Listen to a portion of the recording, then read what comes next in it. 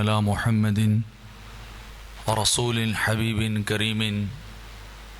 سميع عليم ونبيه أما بعد فأعوذ بالله من الشيطان الرجيم بسم الله الرحمن الرحيم قد قال الله تبارك وتعالى في الكلام المجيد والفرقان الحميد السابقون الأولون من المهاجرين والأنصار والذين اتبعهم بإحسان رضي الله عنهم ورضوا عنه صدق الله العظيم وبلغنا رسوله النبي الكريم ونحن على ذلك لمن الشاهدين والشاكرين مولاي صل وسلم دائما أبدا على حبيبك خير الخلق كلهم محمد سيد الكونين والثقلين والفریقین من عرب ومن عجمی ہزار بار بشویم دہن ز مشک و گلاب ہنوز نام تو گفتن کمال بے ادبی است۔ حمد و صلات کے بعد ابابزی وقار اللہ رب العزت مالک جل وعلا کی لاریب کتاب قرآن مجید فرقان حمید کا میں نے ایک قصہ تلاوت کرنے کا شرف عظیم حاصل کیا۔ اللہ رب العزت کی پاک بارگاہ کے اندر دعا گو ہوں کہ مالک کائنات رب ذوالجلال کما حقہ بیان کرنے کی توفیق عطا فرمائے اور ہماری اس حاضری کو خالق ذوالجلال ہماری شفاعت اور نجات کا ذریعہ بنائے۔ آج کل آپ بھی سن رہے ہیں کہ اس مملکت خداداد کے اندر ہمارے ملک کے اندر پھر فرقہ وارانہ ماحول بنانے کی کوشش کی جا رہی ہے۔ بار بار ایسے بیانات مقدس ہستیوں کے بارے میں، ستودہ صفات ہستیوں کے بارے میں بار بار ایسے بیانات دیے جا رہے ہیں جس سے لازمی طور پر عوام کے اندر اور اہل پاکستان کے اندر جو ہے وہ بے چینی اور اشتعال انگیزی جو ہے پیدا ہو رہی ہے، پیدا کی جا رہی ہے۔ جب سے پاکستان کے اندر الحمدللہ ہماری پاک فوج کے مجاہدین اور جوانوں نے اپنی قربانیاں دے کر سینوں پہ گولیاں کھا کر ملک کے امن و امان کو بحال کیا، اسٹیبل کیا ہے، تو اس وقت سے لے کے اب تک اور آگے بھی دشمن اسی کوشش میں ہے کہ کسی طرح پھر اس ملک کو خون کے اندر نہلا دیا جائے، پھر ملک کے اندر جو ہے فرقہ واریت کو ہوا دی جائے۔ تو جب ہمارا دشمن ہماری جغرافیائی سرحدوں پہ کامیاب نہیں ہوا،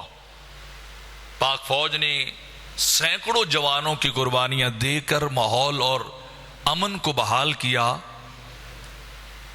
ملک کی صورتحال اور سلامتی کو مضبوط کیا ہے، تو جب دشمن جغرافیائی سرحدوں پہ کامیاب نہیں ہوا تو اس نے نظریاتی سرحدوں پہ حملہ شروع کر دیا ہے، اور ایسے سپانسرڈ قسم کے علماء اور ذاکرین میدان میں لائے جا رہے ہیں جن کا نہ تو کوئی دین سے تعلق ہے نہ ملک پاکستان سے تعلق ہے۔ وہ شرارتیں کر رہے ہیں کہ ملک کے اندر عوام کو لڑایا جائے اور اس ملک کو کمزور کیا جائے جو ملک اسلام کے نام پہ لیا گیا۔ تو انشاءاللہ العزیز یہ ان کی مذموم کوشش کبھی بھی کامیاب نہیں ہو سکتی کہ دوبارہ پھر جو ہے وہ ایک دوسرے سے لڑایا جائے، امام بارگاہوں پہ حملے ہوں، مساجد پہ حملے ہوں، مزارات پہ حملے ہوں، میلاد النبی صلی اللہ علیہ وسلم کے جلوس پہ اور جلسوں پہ جو ہے وہ حملے ہوں اور ایک دوسرے کو خون و خون کیا جائے اور عوام کو اور مسلمانوں کو دین سے بیزار کیا جائے۔ تو ایسی کوئی کوشش بھی انشاءاللہ کبھی بھی کامیاب نہیں ہو سکتی۔ عبداللہ ابن عباس رضی اللہ تعالی عنہ فرماتے نا کہ علماء کو ضرور سنو، لیکن صرف علم کی باتیں ان سے حاصل کرو کہ وہ علم تمہیں پہنچا رہے ہیں، اور جب کسی کے اوپر تنقید کریں یا کسی کے اوپر حملے کریں تو پھر ان کی باتوں کو نہیں سننا چاہیے۔ تو ہمیں بھی چاہیے کہ ایسے ذاکرین بدطینت لوگوں کو، بانڈ قسم کے لوگوں کو، اور وہ علماء جو فرقہ وارث کو ہوا دیتے ہیں، آپس میں لڑانے کی باتیں کرتے ہیں، مقدس ہستیوں اور شخصیات کے اوپر حملہ آور ہوتے ہیں، تو ہماری عوام کو چاہیے کہ ان کی بات کو نہ سنیں، ان کو ریجیکٹ کریں۔ ہمارے میڈیا کو بھی چاہیے ہر طبقہ حیات کے لوگوں کو چاہیے کہ وہ ایسے ذاکرین، ایسے مبلغین، ایسے علماء کا بائیکاٹ کریں اور انہیں کبھی بھی بولنے نہ دیں کہ آپ ہمیں لڑانا چاہتے ہیں۔ صرف چند روپوں کے پیچھے اپنا ضمیر تو بیچ چکے ہیں، پھر کسی ماں کے لال کو تم سرے بازار گولیاں مروانا چاہتے ہو، کسی کو بم بلاسٹ کا نشانہ بنانا چاہتے ہو، یہ مساجد کو تالے لگوانا چاہتے ہو، ملک کو کمزور کرنا چاہتے ہو، تو ہماری عوام کے اندر، ہمارے میڈیا کے اندر بھی ایسے لوگوں کو آگے آنا چاہیے جو اس بات کے اوپر نظر رکھیں کہ کون ہے جو ملک کی تعمیر میں حصہ لے رہا ہے اور کون ہے جو ملک کی تخریب اور خرابی میں حصہ لے رہا ہے۔ تو بہرحال ایسے کسی بھی مذہبی شخصیت یا مذہبی آدمی کو کبھی نہیں سننا چاہیے جو صحابہ کرام پہ حملہ آور ہو یا اہل بیت یا کسی بھی اسلامی فرقے کی ماننے والی مقدس ہستیوں پہ حملہ کرے تو ان کا بائیکاٹ اور ان کو کنڈم کرنا چاہیے کہ ہم اس ماحول کا دوبارہ حصہ نہیں بنیں گے، ہم پھر ماؤں کی گودوں کو خالی نہیں کریں گے، ہم پھر بچوں کو یتیم نہیں کرنے دیں گے، نہ ہونے دیں گے، نہ ہی ہم ماحول کو کبھی جو ہے وہ خراب ہونے دیں گے۔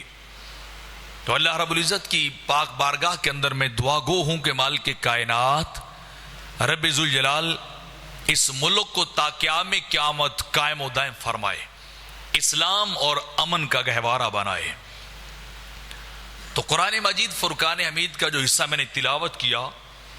اس حصے کے اندر رب کائنات نے صحابہ کرام علیہم رضوان کا تذکرہ اور ان کے فضائل کو بیان کیا ہے۔ فرمایا السابقون الاولون من المہاجرین والانصار، فرمایا جو مہاجر اور انصار صحابہ، مکی اور مدنی صحابہ جو ابتداء میں اسلام لے کے آئے، سب سے پہلے جو مسلمان ہوئے،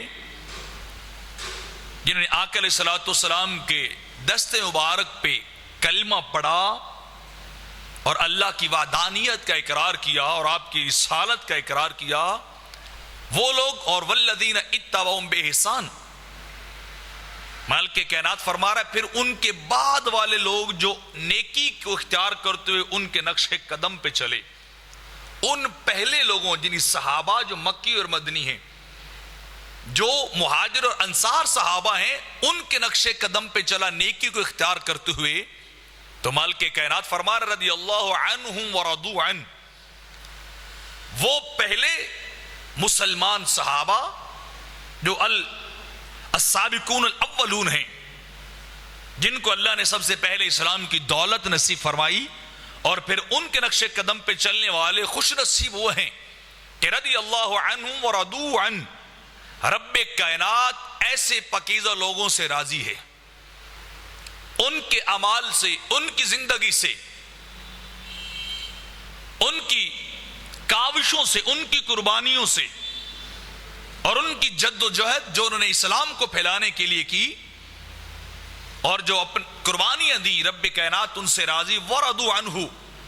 اور دوسری خوشخبری رب کائنات یہ سنا رہا ہے کہ وہ اپنے رب سے راضی ہیں، رب ان سے راضی اور وہ اپنے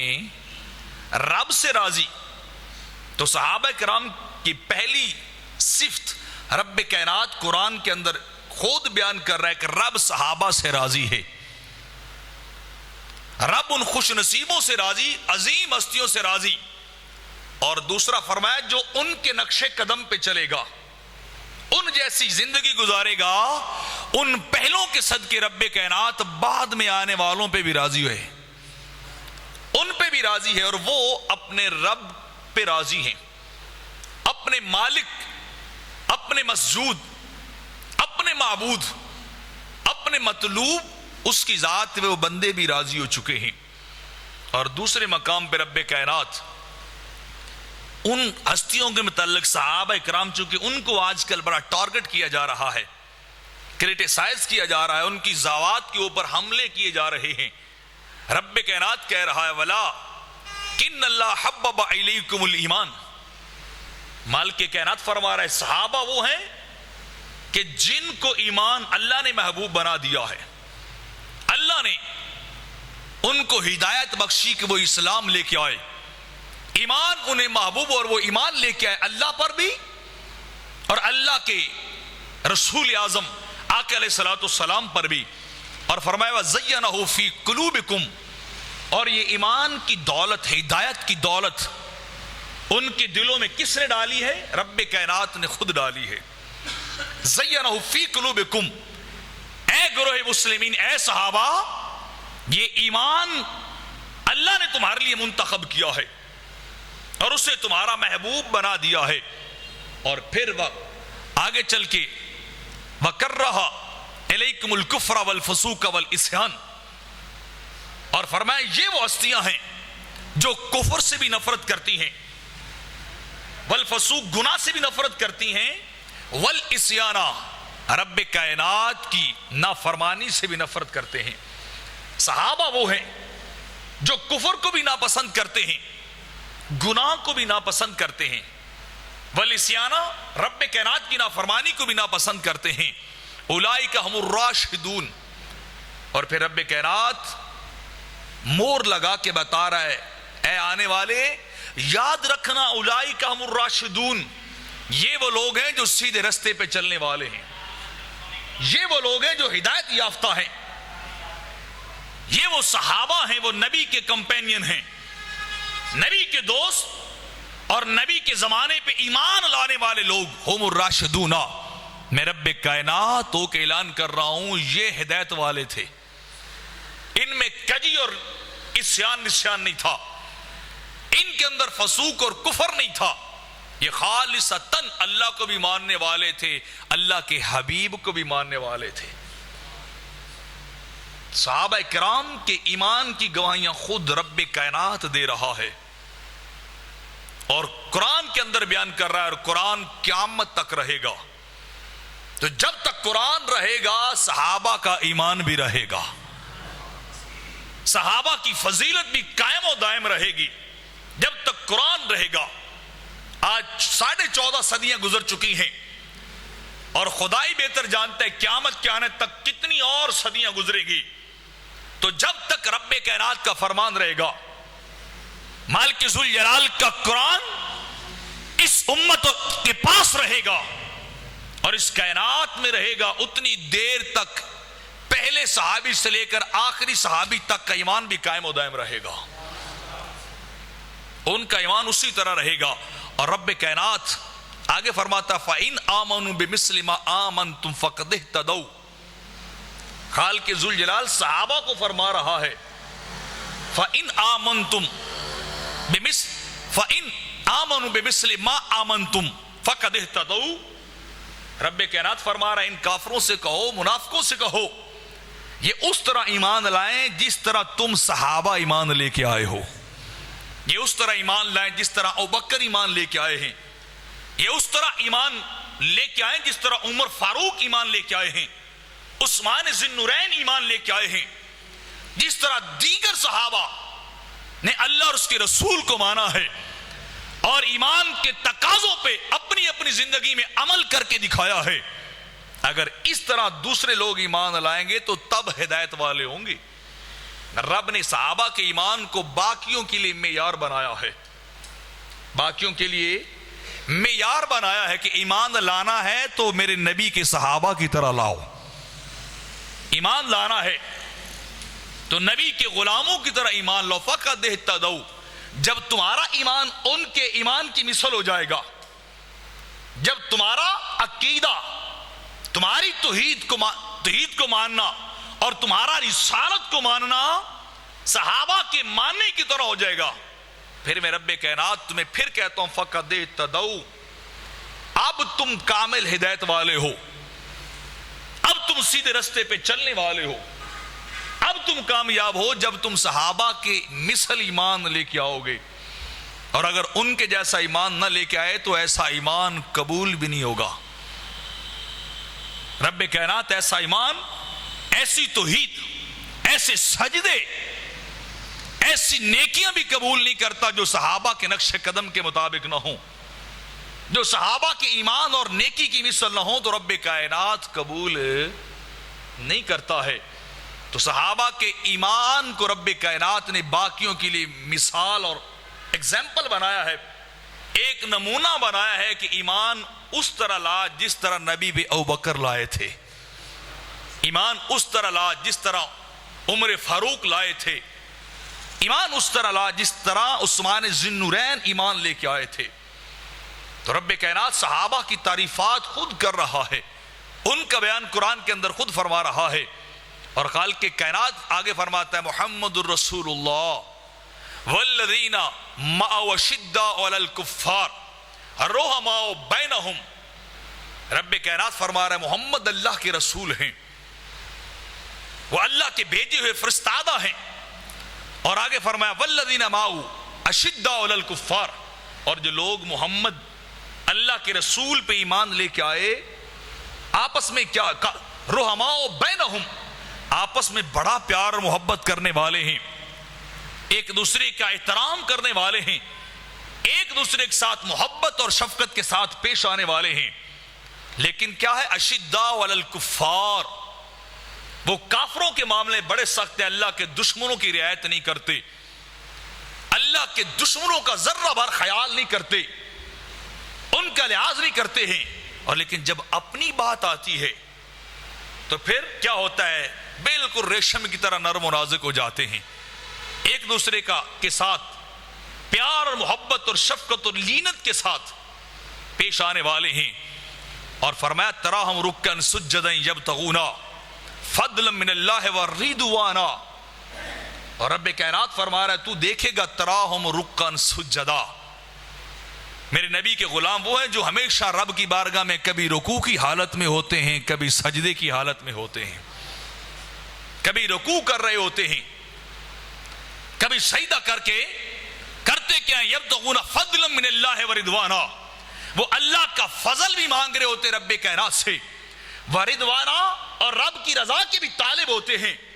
ساری رات وہ سجدوں میں گزارتے ہیں، ساری رات وہ رکوع کے اندر گزار دیتے ہیں، ساری رات وہ قیام کے اندر گزار دیتے ہیں، دن ان کے تلوار بازی میں گزر جاتے ہیں، دن ان کے جہاد کے اندر گزرتے ہیں، اور راتیں ان کی رب کو راضی کرنے میں گزر جاتی ہیں، اور اللہ کی رضا کے طالب ہوتے ہیں، اللہ کے فضل کے طالب ہوتے ہیں۔ اور مال کے کائنات آگے فرمایا سیماہم فی وجوہہم من اثر السجود، اور ان کی نشانی کیا ہے، ان کی پہچان اور ان کی علامت کیا ہے، من اثر السجود، فرمایا ان کی پیشانیوں پہ سجدوں کے نشان ہوں گے، ان کی پیشانیاں سجدوں کے نور سے چمکتی ہوں گی، نشانیاں دمکتی ہوں گی، ان کی پیشانیاں دمکتی ہوں گی، ان کے چہرے روشن ہوں گے، کس لیے کہ ان کے دن اور ان کی راتیں اللہ کی بارگاہ میں سجدوں کے اندر گزر جاتی ہے، وہ سجدے کرتے ہیں رب کو، وہ بے نمازی نہیں ہیں، وہ جاہل نہیں ہیں، وہ بے عمل نہیں ہیں، وہ گستاخ اور نافرمان نہیں ہیں، جہاں رب کا امر آتا ہے، جہاں رب کا حکم آتا ہے وہ دوڑتے ہیں اللہ کی بارگاہ میں سجدہ ریز ہو جاتے ہیں، رب کی بارگاہ میں سیماہم فی وجوہہم من اثر السجود،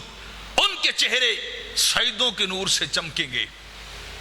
ان کی پہچان رب کائنات بیان فرما رہا ہے، اور فرمایا اولئک کتب اللہ فی قلوبہم الایمان، فرمایا یہ لوگ ہیں جن کے دلوں کے اندر ایمان رب نے لکھ دیا ہے، ایمان رب نے لکھ دیا ہے جن کے دلوں کے اندر، وَأَيَّدَهُمْ بِرُوحٍ مِّنْهُ، اور ایسے عظیم لوگوں کی مدد خدا نے کی ہے، جبریل جیسے امام الملائکہ کو بھیج کر جبریل بیت المعمور کے امام اور فرشتوں کے قائد کو بھیج کر ایدہم بروح منہ، رب کائنات جب ان کی مدد کی باری آتی ہے، ان کی نصرت اور ان کے تعاون کی باری آتی ہے، وہ لرز زمین کے اوپر رہے ہوتے ہیں، انہیں مدد اور ہیلپ کی ضرورت زمین کے اوپر ہوتی ہے، تو رب کائنات آسمان سے فرشتوں کو قطار در قطار اتار دیتا ہے، فرشتوں یہاں بیٹھ کے سجدے نہ کرو، آسمانوں پہ رہ کے میری بارگاہ میں عبادت نہ کرتے رہو، ذرا زمین کی طرف جاؤ، نبی کے یاروں کو تمہاری مدد کی ضرورت ہے۔ ان کی مدد کرنے کے لیے فرشتے اور جبریل اتر آتے ہیں، جبریل اتر آتے ہیں، اور پھر آگے فرمایا یدخلہم جنات تجری من تحتها الانہار، یہ تو دنیا کی بات کی، اور فرمایا جب آخر میں جائیں گے یدخلہم فی جنات، رب کائنات صحابہ کے بارے میں کہہ رہا ہے، کسی ایک صحابی کی بات نہیں کی، ایک خصوصیت اختصاص یا خاص نہیں کیا ہے، مجموعاً فرمایا ہے، فرمایا یدخلہم فی جنات، رب کائنات انہیں جنتیں عطا کر دے گا، صحابہ کو جنتیں عطا کی جائیں گی، رب کائنات ایسی ایسی جنتیں جن کے نیچے نہریں جاری ہیں، باغات حسین ہیں، دنیا کی ہر نعمت وہاں موجود ہوگی، فرمایا وہ جنتیں ایسی ہیں جہاں رب کائنات صحابہ کو داخل کرے گا، صحابہ کو رب کائنات ان جنتوں کے اندر بھیجے گا، فرمایا انہیں خالدین فیہا، اور پھر یہ وہاں داخل کرنا اور رہنا کوئی 2-4 دن کی بات نہیں ہے، فی ہفتہ 2 ہفتہ کی بات نہیں، خالدین فیہا، رب کائنات کہہ رہا ہے وہ صحابہ جب ان کو رب اپنے کرم سے جنت میں داخل کرے گا، خالدین فیہا، فرمایا وہ ہمیشہ ان جنتوں کے اندر رہیں گے، ان سے پلٹ کے واپس نہیں آئیں گے، انہیں نکالا بھی نہیں جائے گا، انہیں باہر بھی نہیں بھیجا جائے گا، تو فرمایا اس کے اندر رہیں گے، رضی اللہ عنہم ورضوا عنہ، فرمایا وہ اپنے رب سے راضی ہیں، ان کا رب ان سے راضی، ورضوا عنہ وہ اپنے رب سے راضی ہیں، اور یہ دونوں یعنی مال کے کائنات ایسی عظیم ہستیاں، انبیاء کے بعد کائنات کی سب سے اعلیٰ ہستیاں وہ میرے نبی کے صحابہ تھے، وہ سرکار کے غلام تھے، وہ ابوبکر تھے، وہ عمر فاروق تھے، عثمان ذی النورین مولا کائنات، اور باقی سارے صحابہ، فرمایا یہ انبیاء کے بعد کائنات کا اعلیٰ ترین طبقہ ہے، جنہوں نے نبی کا ساتھ دیا تھا، جنہیں سب کچھ اپنا سرکار کے لیے فدا کر دیا، اولئک حزب اللہ، اور رب کائنات فرما رہا یہ اللہ کی فوج اور گروہ ہے، یہ اللہ کا طبقہ ہے، اور گواہ رہنا الا ان حزب اللہ ہم المفلحون، اس پوری کائنات کے اندر اگر کامیاب ہوگا تو وہ اللہ کا گروہ کامیاب ہوگا، وہ اللہ کی جماعت اور اللہ کے مجاہد کامیاب ہوں گے، تو رب کائنات صحابہ کی تعریفات خود کر رہا ہے کہ ان کا یہ مقام بھی ہے، ان کا یہ درجہ بھی ہے، اور صحابہ وہ ہستیاں ہیں اس کائنات کے اندر جن کے ایمان کی گواہی خود خدا دے رہا ہے، جن کے مومن ہونے کی گواہی اور مومن ہونے کی خوشخبری خود رب کائنات انہیں ان کی زندگی میں دے رہا ہے، صحابہ وہ ہستی ہیں جن کو رب ایمان والے کہہ رہا ہے، جن کے ایمان کو آپ کے لیے اور میرے لیے معیار بنا رہا ہے، مثال اور نمونہ قرار دے رہا ہے، جن کی تعریفات رب کائنات کر رہا ہے، جن کو دخول جنت کی خوشخبری رب کائنات دے رہا ہے، جن کے صراط مستقیم پہ ہونے کی گارنٹی رب کائنات دے رہا ہے، تو جن کے ایمان پہ قرآن کی آیات اتری ہوں ان کے ایمان کے بارے میں شک کرنا یہ کفر ہو جاتا ہے، جو صحابہ کے ایمان کے بارے میں شک کرے جن کے ایمان پہ قرآن کی کئی آیات اتر چکی ہیں، وہ بندہ خود کافر ہو جاتا ہے جس کے ایمان کی خود گارنٹی نہیں ہے، آپ کے اور میرے ایمان کی کوئی ضمانت نہیں، اللہ ہر ایک کو ایمان کی دولت کے ساتھ لے جائے، خاتمہ بالایمان ہو جائے، لیکن اب تک اللہ سے پناہ مانگ کے کہتے ہیں الیاذ باللہ، خدا نہ کرے کوئی کسی لمحے جا کے ایمان سے خارج ہو جائے، گارنٹی نہیں ہے، آپ کی اور میرے ایمان کی کوئی پکی بات نہیں ہے، خدا نہ کرے آج ایمان ہے تو کل ایمان ختم ہو جائے، لیکن صحابہ وہ تھے، نبی کے صحابہ وہ ہیں، نبی کے غلام وہ ہیں کہ رب کائنات نے ایک بار نہیں 10 اور 20 بار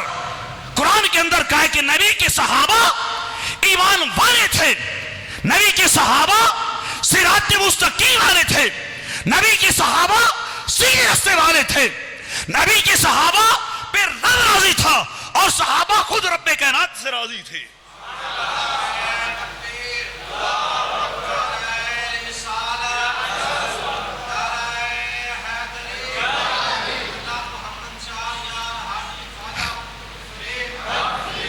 اتنا ڈھیلا نہیں، محبت سے بولے سبحان اللہ۔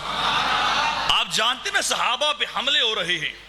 صحابہ کو چھوڑ کر امام الصحابہ پہ حملے ہو رہے ہیں، صدیق اکبر کی ذات پہ حملے۔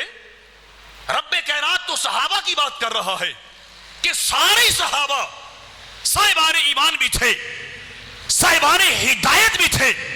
صاحبان رضا بھی تھے، صاحبان صبر بھی تھے، صاحبان رشد بھی تھے، صاحبان نبی بھی تھے، جن کے بارے میں قرآن کہہ رہا ہو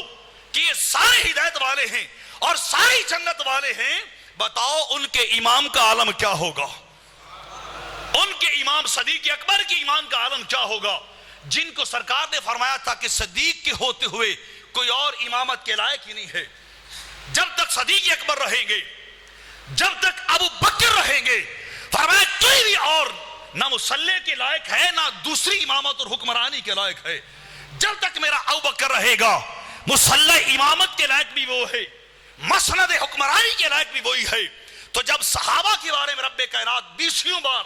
قرآن کے اندر فرما رہا ہے کہ یہ جنتی ہیں، یہ صاحبان ایمان ہے، یہ صاحبان ہدایت ہیں، یہ صاحبان رضا ہیں، یہ سب کچھ خرچ کرنے والے ہیں، اللہ کے محبوب اور پسندیدہ لوگ ہیں، رب کائنات ان سے راضی ہے۔ تو بتائیے جب صحابہ کی یہ کیفیت ہے تو جو صحابہ کے امام اور رہبر ہوں گے، صدیق اکبر ہوں گے، ان کے ایمان اور ان کی ایقان کا عالم کیا ہوگا؟ آقا علیہ السلام نے فرمایا کہ ہر ایک کے احسان اور نیکی کا بدلہ میں دنیا میں دے کے جا رہا ہوں۔ جس نے بھی اسلام کی تبلیغ کرنے میں، اسلام کو پھیلانے میں، اسلام کی تبلیغ اور اسلام کو دوسروں تک پہنچانے میں جس نے میرے ساتھ مدد اور تعاون کی اور نیکی کی، میں نے ہر ایک کی نیکی کا بدلہ دنیا میں دیا ہے، ہر ایک کے احسان کا بدلہ میں مصطفیٰ نے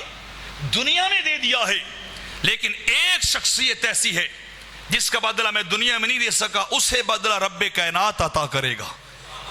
یوم قیامت رب ذوالجلال انہیں بدلہ عطا کرے گا۔ حضور وہ کون ہے؟ فرمایا وہ میرے ابو بکر ہے، وہ میرا صدیق اکبر ہے، وہ عائشہ کا بابا ہے،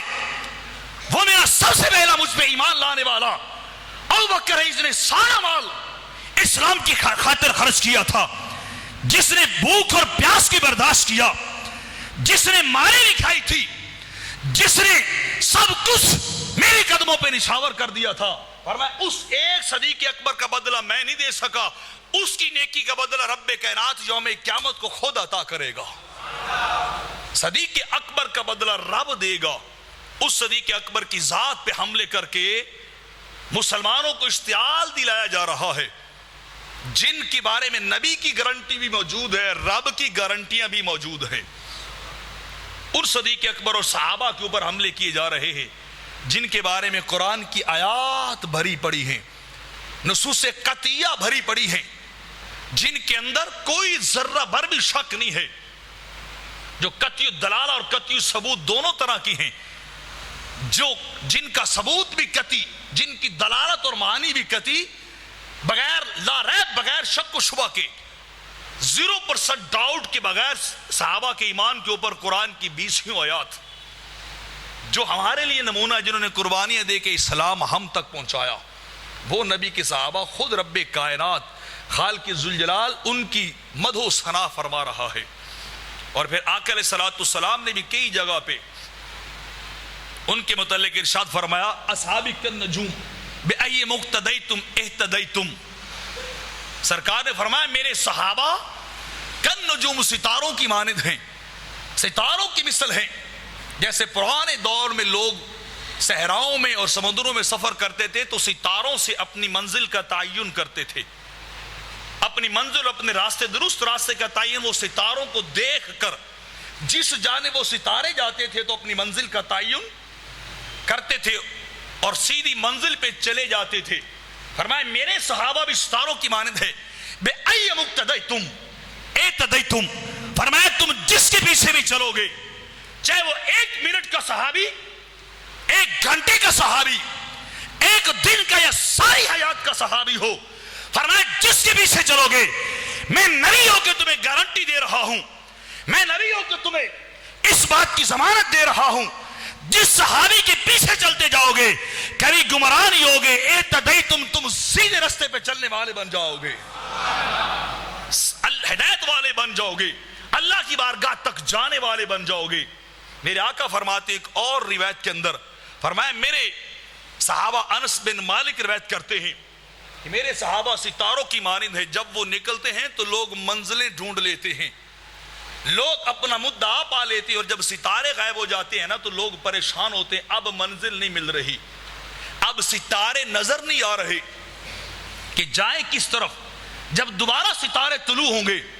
جب نکل کے سامنے آئیں گے تو پھر سفر کو جاری رکھا جائے گا، پھر اپنی منزل کی طرف رواں دواں ہو جائیں گے. تو فرمایا میرے صحابہ بھی اسی طرح ہی ہیں، ان ستاروں کی طرح ہیں کہ لوگ ان کو دیکھ کے پریشان نہیں ہوتے، ان کو دیکھ کے منزل پا لیتے ہیں، ان کو دیکھ کر اپنے مدعا کو پا لیتے ہیں، اپنی منزل تک جو ہے وہ چلے جاتے ہیں. اور پھر حدیث پاک کے اندر سعید بن زید رضی اللہ تعالیٰ عنہ روایت کرتے، سننے والی کتنی شخصیات اعلیٰ تھی، ان کا ایک ایک لمحہ، صحابہ کا ایک ایک منٹ، ایک ایک سیکنڈ پچھلوں کی ساری زندگیوں سے اعلیٰ. سعید بن زید فرماتے ہیں واللہ لمشہد رجل منہم ما رسول اللہ یغبر فیہ وجہہ، فرمایا ان صحابہ کی بات کرتے ہو، ان کی ذات کو ہدف تنقید بناتے ہو، ان پہ انگلیاں اٹھا کے ان کے ایمان پہ شک کرتے ہو، واللہ اللہ کی قسم لا مشہد رجل منہم ما رسول اللہ، ان کی ایک گھڑی سرکار کے ساتھ یغبر فیہ وجہہ، جس کے اندر ان کے چہرے پہ گرد کی ایک تھوڑی سی لہر پڑی ہو، فرمایا خیر من عمل احدکم لو امر عمر نوح او کما قال، فرمایا بعد میں آنے والے چاہے نوح علیہ السلام جتنی لمبی عمر پالیں، 14 صدیاں بھی زندہ رہ لیں، 1400 سال بھی زندہ رہ کہ وہ ہر رات نیکی کرتے رہے، ہر رات ساری عبادت میں گزار دیں، دن ساری رات جہاد میں گزار دیں، دن اللہ کی یاد کے اندر گزاریں، راتیں بھی اللہ کی یاد کے اندر گزاریں. فرمایا وہ 1400 سال نوح علیہ السلام کی عمر ایک طرف، نبی کے ساتھ گزرا ہوا 1 منٹ ایک طرف، فرمایا ان کا 1 منٹ گزارا ہوا ایک طرف، فرمایا پچھلے ان کے ایک ایک منٹ کو نہیں پہنچ سکتے. جو سرکار کی معیت انہیں نصیب ہوئی تھی، جو سرکار کا دیدار انہیں نصیب ہوا تھا، فرمایا اس کو وہ کبھی پا سکتے نہیں ہیں. اور پھر آقا علیہ الصلوۃ والسلام فرماتے ہیں نا کہ خیر الناس قرنی، فرمایا میرا زمانہ سب سے بہتر ہے، کائنات میں سے، پوری کائنات میں سے سب سے بہتر میرا زمانہ ہے. پھر اس کے بعد آقا علیہ الصلوۃ والسلام نے فرمایا ثم الذین یلونہم ثم الذین یلونہم، پھر آپ نے فرمایا جو اس کے بعد والے لوگ آئیں گے ان کا زمانہ بہتر ہے، پھر جو اس کے بعد آئیں گے ان کا زمانہ بہتر ہے. تو جو سرکار کے بہترین زمانے کے اندر ہوں گے وہ ساری کائنات سے بہتر ہوں گے، جو اس بہترین زمانے کے اندر ہوں گے وہ ساری کائنات سے بہتر ہوں گے. تو وہ کون تھے؟ وہ نبی کے صحابہ تھے. وہ کون تھے بولیے؟ نبی کے صحابہ تھے. اور صحابہ میں سے سب سے زیادہ وقت سرکار کے ساتھ ابوبکر نے گزارا تھا. کس صحابی نے گزارا بولیے؟ ابوبکر صدیق نے گزارا تھا. آج کو عنوان ابوبکر صدیق کی ذات کا نہیں، آج تو میں جرنلی صحابہ کی بات کر رہا ہوں. وقت آیا تو ابوبکر کے فضائل پہ بھی انشاءاللہ سیدنا صدیق اکبر ابوبکر صدیق کے فضائل پہ بات کروں گا، لیکن صرف میں اشارتاً سمجھا کے جا رہا ہوں کہ صحابہ کا مقام یہ کہ سرکار فرماتے ہیں یہ بہترین زمانے کے اندر آئے ہیں اور وہ میرا زمانہ ہے، اور وہ میرا زمانہ ہے. اور اس کے بعد سرکار نے فرمایا کہ آیت الایمان حب الانصار و آیت النفاق بغض الانصار. سرکار نے فرمایا کہ ایمان کی نشانی یہ کہ میرے انصاری صحابہ سے محبت کی جائے. جو میرے مدنی صحابہ سے محبت کرے گا، جو ان سے پیار کرے گا، مدینے کے رہنے والوں سے، مدینے کے باسیوں سے پیار کرے گا، آیت الایمان. میرے آقا فرماتے سمجھ لینا یہ بندہ ایماندار ہے، یہ بندہ ایماندار ہے. آیت النفاق بغض الانصار. اور جو میرے مدنی صحابہ سے بغض رکھے سمجھ لینا بندہ ایماندار نہیں ہے، یہ منافق ہے. اس کا باہر کی دنیا اور اندر کی دنیا اور، اس کا قول فعل ظاہری دنیا الگ ہے اور اندر کی چھپی ہوئی دنیا الگ ہے. فرمایا اگر چاہتے ہو کہ تمہارا ایمان سچا ہو، تمہاری زندگی سچی ہو جائے، تمہاری نیکیاں بھی رب کی بارگاہ میں قبول ہو جائیں، فرمایا پھر مدنی صحابہ سے بھی پیار کرنا چاہیے، مکی صحابہ سے بھی پیار کرنا چاہیے، صحابہ سے عشق کرنا چاہیے، صحابہ سے محبت کرنی چاہیے، ان کے ساتھ اپنے تعلق کو جوڑنا چاہیے. اگر ان سے پیار ہوگا تو ایمان کامل ہوگا، ان سے پیار ہوگا تو ایمان مکمل ہو جائے گا، اور اگر ان سے پیار نہیں ہوگا تو ایمان کامل، ایمان پورا نہیں ہوگا، بغض آ جائے گا اور نفاق آ جائے گا. فرمایا اگر ایمان کی سلامتی چاہتے ہو تو صحابہ سے جڑ جاؤ. کن سے جڑ جاؤ؟ بولیے، صحابہ کے ساتھ جڑ جاؤ. اور عبداللہ بن مسعود روایت کرتے ہیں،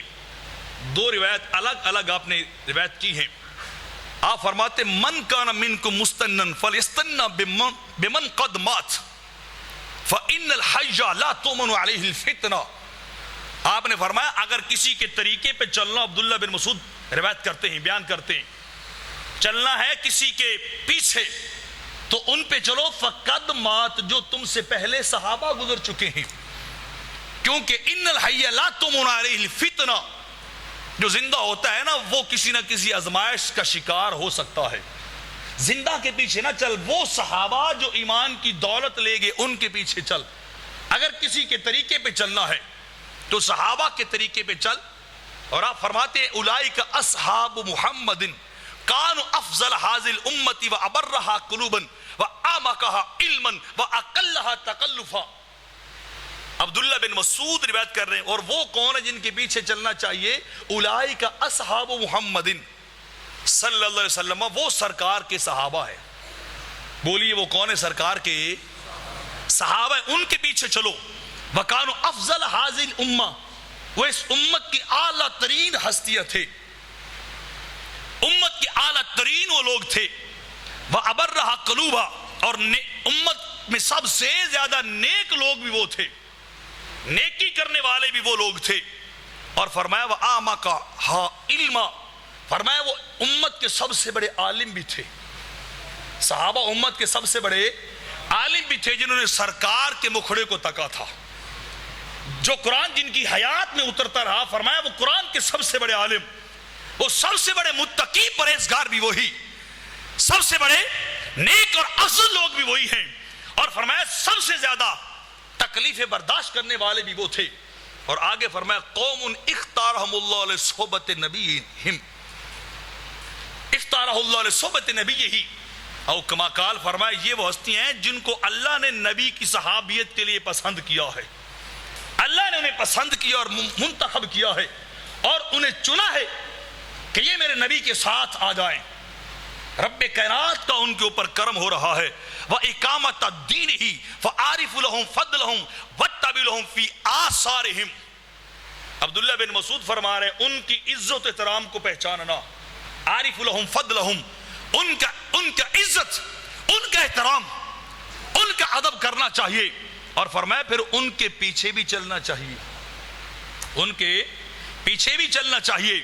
اور فرمایا تمسکوا بما استطعتم من اخلاقہم ودینہم فانہم کانوا علی الہدی المستقیم. فرمایا جہاں تک ہو، جتنے تیرے پاس قوت اور توفیق ہے نا، ان کے عادات کو اپنا، صحابہ کی سنتوں کو اپنا، صحابہ کے دین کو اپنا، کیونکہ انہم کانوا علی الہدی المستقیم. فرمایا سیدھے ترین راستے پہ چلنے والے صحابہ ہی تھے. کون تھے بولیے؟ صحابہ سیدھے راستے پہ چلنے والے تھے. تو فرمایا اگر چلنا ہے تو صحابہ کے راستے پہ چل. اللہ نے انہیں منتخب کیا ہے، اللہ نے انہیں منتخب کیا ہے. اور دوسری روایت کے اندر عبداللہ بن مسعود روایت کرتے ہیں، آپ فرماتے ہیں کہ ان اللہ نظر فی قلوب العباد،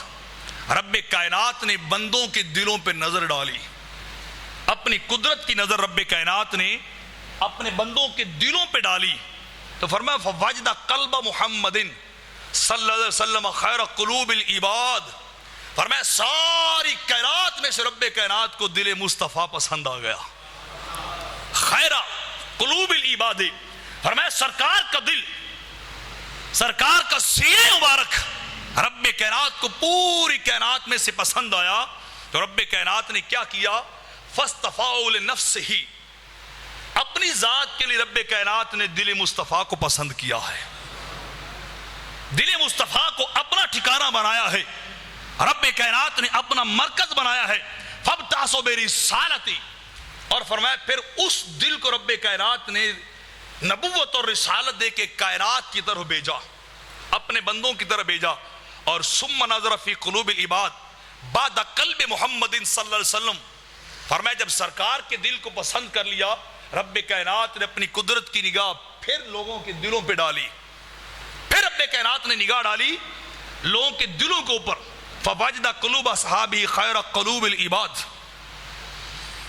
عبداللہ بن مسعود فرما رہے سرکار کے دل کے بعد رب کائنات نے جب دوبارہ خلقت اور بندوں کے دل پہ نظر ڈالی،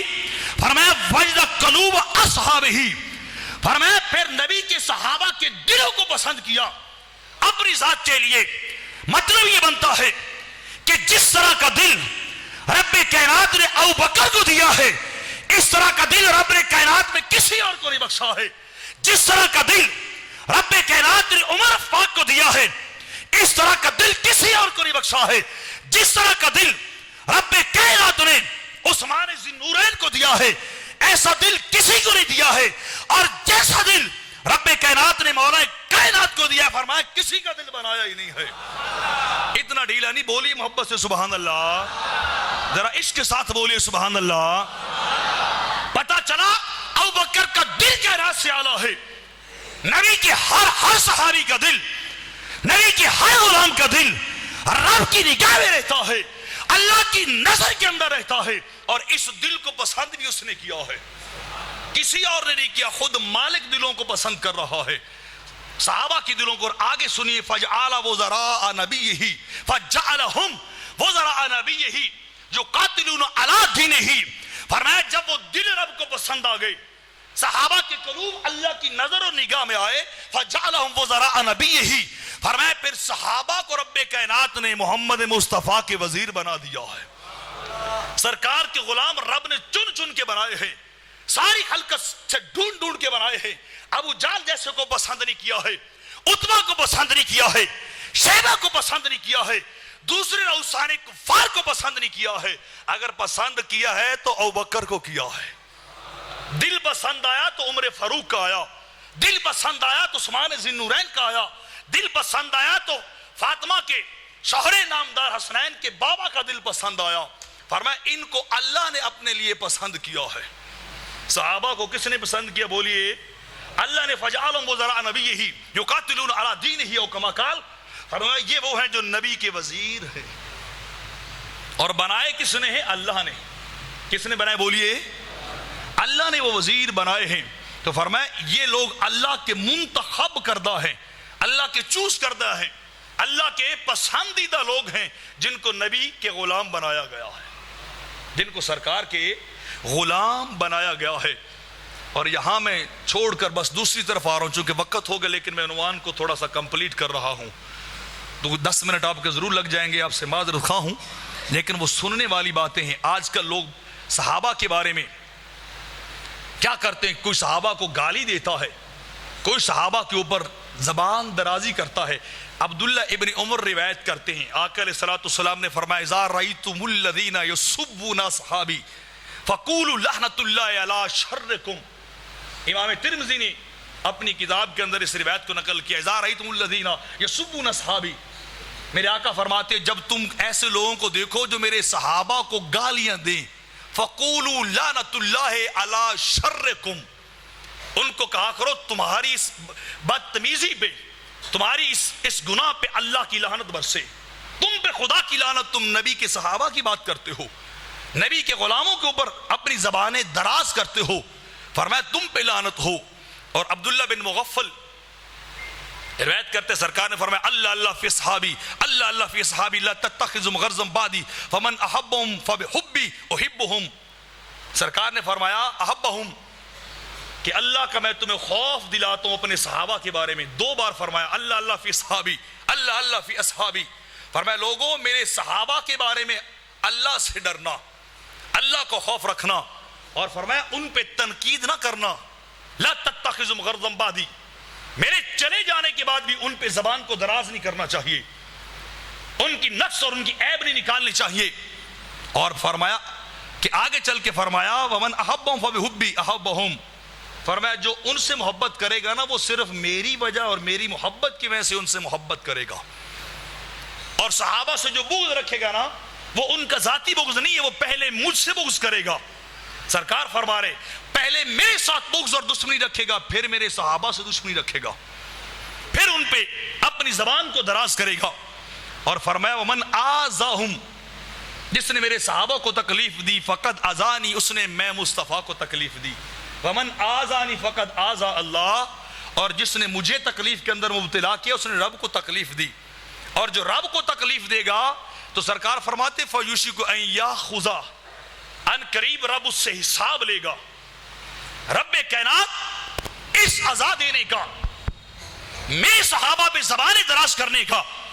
میرے صحابہ کو برا بھلا کہنے کا، میرے غلاموں پہ کو گالیاں دینے کا، یہ سارا کچھ ان کے ساتھ نہیں، یہ میں مصطفیٰ کے ساتھ ہے، اور جو میں مصطفیٰ کو تکلیف دے گا رب اسے عذاب کے اندر مبتلا کر دے گا۔ فرمایا بچ جانا اللہ کے قہر سے، اللہ کے جلال سے بچ جانا، فی اصحابی، میرے غلاموں کے بارے میں۔ اور پھر اس کے بعد عبداللہ ابن عباس سے روایت کرتے ہیں، سرکار کے چچا زاد پہلے مفسر اسلام ہیں، آپ فرماتے سرکار نے فرمایا من سب اصحابی، جس نے میرے صحابہ کو گالی دی، اور آپ فرمانے فلعنت اللہ والملائکۃ والناس اجمعین، فرمایا ایسے بدبختوں پہ اللہ کی لعنت بھی، والملائکۃ فرشتوں سارے فرشتوں کی لعنت بھی، والناس اجمعین پھر سارے لوگوں کی لعنت بھی۔ ایسے بندوں پہ پھٹکار پڑتی ہے رب کی طرف سے، ملائکہ کی طرف سے، پتہ نہیں جو کاؤنٹ لیس ہے، کتنے ہم نہیں جانتے، اللہ ان کی تعداد اور مقدار اور کوانٹٹی کو جانتا ہے کہ وہ کتنے ہیں، ان کی بھی لعنت ایسے بدبختوں پر، اور والناس اجمعین پھر اللہ کی ساری مخلوق انسانوں کی لعنت بھی ایسوں پر جو نبی کے صحابہ کو گالیاں دیتے ہیں، جو ان کے بارے میں زبان دراز کرتے ہیں۔ اور عبداللہ ابن عمر رضی اللہ تعالی عنہما روایت کرتے ہیں، آپ فرماتے لا تسبوا اصحاب محمد صلی اللہ علیہ وسلم فلمقام احدهم ساعۃ خیر من عمل احدکم عمرہ، فرمایا نبی کے صحابہ کو گالیاں نہ دیا کرو، ان کی 1 منٹ کی زندگی تمہاری عمر بھر سے اعلیٰ ہے، تمہاری ساری عمر کی نیکیوں سے اعلیٰ، ساری زندگی کی عبادات ریاضات سے صحابہ کے 1 منٹ 1 ساعت کی زندگی اعلیٰ ہے، لہذا ان کے بارے میں زبان نہ کھولو، ان کے بارے میں زبان نہ کھولے۔ اور بشر بن حارث کہتے ہیں، امام ہیں ایک بہت بڑے گزرے، ان کا قول بھی سنی، آپ فرماتے ہیں من شتم اصحاب رسول اللہ فہو کافر، بشر بن حارث فرما رہے جو نبی کے صحابہ کو گالی دے فہو کافر، وہ پکا کافر ہے، ان صام و صلی، چاہے وہ نمازیں کیوں نہ پڑھنے والا ہو، روزے کیوں نہ رکھنے والا ہو، وزعم انہ من المسلمین، اور وہ یہ بھی سمجھتا ہو کہ میں پکا مسلمان ہوں، وہ مسلمان نہیں نبی کے صحابہ کو بھونکے، نبی کے صحابہ پہ زبان درازی کرے، فہو کافر، انہ کافر، بشر بن حارث کہہ رہے وہ پکا کافر ہے جو نبی کے صحابہ کو گالیاں دینے والا ہو۔ اور سرخسی فرماتے ہیں شمس الائمہ، باتیں سننے والی ہیں، فمن طعن فیہم فہو ملحد منابذ للاسلام دواء السیف، فرمایا جو نبی کے صحابہ پہ طعن و تشنیع کرے وہ بے دین کافر ہے، دواء السیف، اس کا علاج بس تلوار ہی ہے، ایسے بدبخت کی گردن اتار دینی چاہیے۔ شمس الائمہ سرخسی کہہ رہے ہیں دواء السیف، اس کا علاج تلوار. وہ زندہ رہنے کے قابل نہیں ہے, وہ چلنے پھرنے کے قابل نہیں ہے. جو ابو بکر کو بھونکنے والا ہو, جو عمر میں زبان دراز کرنے والا ہو, جو عثمان ذوالنورین کو تنگ کرنے والا ہو, یا مولا کائنات کی شان میں کمی کرنے والا ہو, ہر اس کا علاج تلوار ہے. ان لم یتب, جب تک توبہ نہ کر لے. اگر توبہ طائب ہو جائے تو پھر چھوڑ دینا چاہیے, نہیں تو تلوار مار کے گردن کو جدا کر دینا چاہیے. یہ نبی سرخسی کہہ رہے ہیں. اور اس سے آگے چلیے, ابن سماک نے بڑی پیاری بات کی. آپ فرماتے ہیں ان الیہود لا یسبون اصحاب موسیٰ علیہ السلام. امام ابن سماک فرماتے ہیں کبھی دیکھا ہے تم نے کہ یہودیوں نے موسیٰ علیہ السلام کے اصحاب کو گالی دی ہو, ان کے صحابہ کو گالی دی ہو؟ اور فرمایا ان النصارى لا یسبون اصحاب عیسیٰ علیہ السلام. فرمایا ہم نے عیسائی بھی تو کبھی نہیں دیکھے جو عیسیٰ علیہ السلام کے کمپینینز کو, ان کے ساتھیوں کو, ان کے صحابہ کو گالی دیتے ہوں, ان پہ زبان کو دراز کرتے ہوں. کبھی تم نے دیکھا ہے؟ ابن سماک کہہ رہے یہودی موسیٰ علیہ السلام کے صحابیوں کو گالی نہیں دیتے, عیسائی عیسیٰ علیہ السلام کے صحابہ کو گالی نہیں دیتے. اور اس کے بعد آگے فرما رہے فما بالک یا جاہل, او پرلے درجے کے جاہل, تجھے کیا ہو گیا ہے کہ تو کرتا کہ سبب اصحاب محمد صلی اللہ علیہ وسلم. یہودی بھی احترام کرے موسیٰ علیہ السلام کے صحابہ کا, عیسائی احترام کرے عیسیٰ علیہ السلام کے صحابہ کا, اور تو محمد مصطفیٰ کے صحابہ کو گالی دے, تو ان کو برا بلا کہے, تو ان کے ایمان پہ حملہ کرے. بتا تیرے اپنے ایمان کی کیفیت کیا ہے. فما بالک یا جاہل. ابن سماک کہتے پھر اس سے بڑا جاہل کوئی نہیں, اس سے بڑا بدبخت کوئی نہیں جو سرکار کے غلاموں کو گالیاں دے, سرکار کے غلاموں کو گالیاں دے. سعد بن ربیع رضی اللہ تعالی عنہ, میں آخری دو باتیں بڑی شارٹ بیان کر رہا ہوں. سعد بن ربیع رضی اللہ تعالیٰ عنہ جب احد کا غزوہ ہوا نا, تو کافروں کا حملہ ہوا تو انتہائی زخمی ہو گئے, آخری لمحات چل رہے ہیں. سعد بن ربیع رضی اللہ تعالیٰ عنہ کے جب پیچھے سے لوگ پہنچے نا وہ لاشیں اٹھانے کے لیے اور زخمیوں کو اٹھانے کے لیے, تو ان کے آخری سانس چل رہے تھے. بات بڑی عشق والی سننے والی, جاں کنی کا عالم.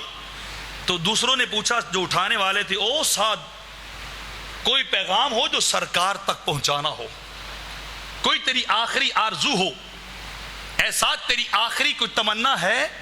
تو سعد نے آخری ہچکی لیتے ہوئے اتنا کہا تھا اور کچھ نہیں چاہتا, بس سرکار کو میرا سلام کہہ دینا, ان کی بارگاہ تک میرا سلام پہنچانا. حضور مرتے ہوئے بھی ایک غلام آپ کو سلام کہہ رہا تھا, آپ کو یاد کر رہا تھا کہ کاش اس وقت میرا ڈھولن ماہی میرے پاس ہوتا, سرکار میری جاں کنی نزا کے عالم میں میرے سامنے ہوتے, میرے پاس آ جاتے تو میری موت آسان ہو جاتی. سعد بن ربیع کی روح نکلی, اور اس کے بعد عمارہ بن زیاد کی باری آئی. جب ان کے آخری لمحات آئے تو سرکار خود دیکھنے کے لیے آئے احد میں, زخمیوں کو شہداء کو دیکھنے آئے. تو تھوڑے سے دور کھڑے ہوئے تو وہ عمارہ بن زیاد وہاں پڑے تھے, تڑپ رہے تھے. آخری لمحات سرکار آئے تو آپ نے پوچھا او عمارہ. جی حضور. فرمایا تیری کوئی آخری خواہش, تیری کوئی آخری تمنا ہو تو اس جاں کنی کے عالم میں, سختی کے عالم میں اپنے جسم کو گھسیٹ کے سرکار کے قدموں میں رکھا, سرکار کے نالین پہ رکھا اور نگاہیں ڈالی سرکار کے مکھڑے پہ, سرکار کے ودہا مکھڑے پہ نگاہ ڈال کے عرض کی حضور آخری خواہش یہ ہے ادھر جان نکلے ادھر آپ سامنے رہیں, اور کچھ نہیں مانگتا, آپ کا مکھڑا میرے سامنے رہے. میری آخری خواہش حضور بس آپ اتنی دیر تک نہ جائیے جتنی دیر تک روح نہ چلی جائے, دید ہوتی رہے دم نکلتا رہے, دید ہوتی رہے دم نکلتا رہے. ایسی اچھی عبادت پہ لاکھوں سلام کہ حضور میری خواہش یہ ہے کہ جب تک دم نہ نکلے آپ چھوڑ کے نہ جائیے, آپ سامنے رہیں گے, روح کے نکلنے کا احساس بھی نہیں ہوگا, جاں کے جانے کا احساس بھی نہیں ہوگا. تو حضور میری آخری خواہش یہ ہے کہ بس آپ یہیں کھڑے رہے. جنہوں نے ایسی محبت اور عشق کی داستانیں رقم کی ہوں, ایسے عشق محبت کے طور اطوار چھوڑے ہوں, ایسے اپنی جانوں کے نذرانے پیش کیے ہوں, اور پھر ان کو کہا جائے کہ وہ صاحبان ایمان نہیں, جن کے ایمان پہ قرآن کی 20 آیات ہیں, تو وہ بندہ خود بے ایمان اور کافر ہے جو صحابہ کے ایمان پہ شک کرنے والا ہو. فرمایا اولئک کتب اللہ فی قلوبہم الایمان، یہ وہ ہیں جن کے دل میں رب نے ایمان ڈالا ہے، رکھا ہے ایمان رب کائنات نے، اور ان کو رب جنتیں عطا کرے گا. میں دعا گو ہوں رب کائنات کی پاک بارگاہ میں کہ ہمیں صحابہ کا ادب و احترام سکھائے، صحابہ کی غلامی نصیب فرمائے، ان جیسا ایمان بھی عطا فرمائے، اور انہی کے عقیدے اور طریقے پہ رب کائنات ہمارا خاتمہ بھی فرمائے. آمین بجاہ نبی الامین.